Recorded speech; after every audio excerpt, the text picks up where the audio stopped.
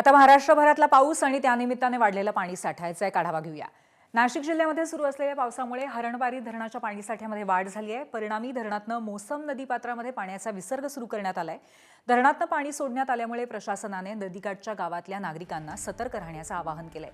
हरणबारी धरण पाणलोट क्षेत्रामध्ये जोरदार पाऊस सुरू असल्यामुळे नदीकाठच्या गावांना प्रशासनाने सतर्कतेचा इशारा दिलाय। निफाडच्या नांदूर मध्यमेश्वर धरणातनं पाण्याचा विसर्ग गोदावरी नदीमध्ये करण्यात येतोय। गोदावरी नदीकाठच्या गावांनाही प्रशासनाकडून सतर्कतेचा इशारा देण्यात आलाय। पावसाची संततधार अशीच सुरू राहिल्यास विसर्ग पुन्हा वाढवण्यात येईल अशी माहिती प्रशासन आणि पाटबंधारे विभागाकडून देण्यात आली आहे।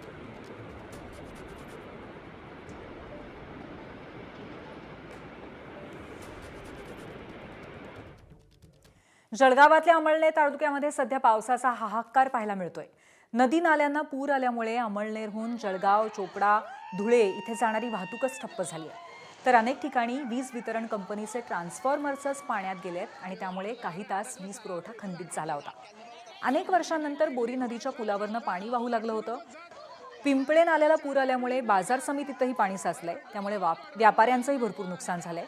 धान्याच्या राशीचा खालचा थर पूर्णपणे पाण्यात गेल्यामुळे धान्य खराब झालंय, तर काही ठिकाणी धान्य वाहूनही गेलंय।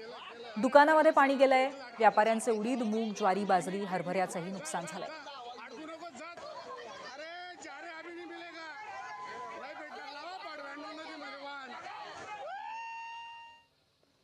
आणि जळगाव जिल्ह्यामध्ये कालपासून सुरू असलेल्या पावसामुळे संपूर्ण जिल्हाच जलमय झालाय।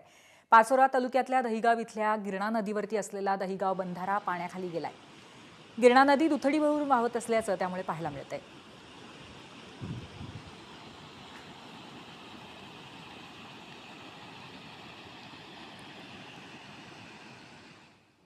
जळगाव जिल्ह्यातल्या भडगाव तालुक्यामध्ये सकाळपासून अतिवृष्टी झाली। गिरणा नदीवरती असलेल्या जामदार डाव्या कालव्याचा मातीचा भराव वाहून गेल्यामुळे कालव्यातनं मोठ्या प्रमाणात पाणी वाहू लागलं आणि परिसरातल्या पिकांचं मोठं नुकसान झालंय। पाटबंधारे विभागाचे कर्मचारी या ठिकाणी पोहोचलेत। बंधारा दुरुस्तीसाठी सध्या युद्ध पातळीवरती प्रयत्न सुरू आहेत।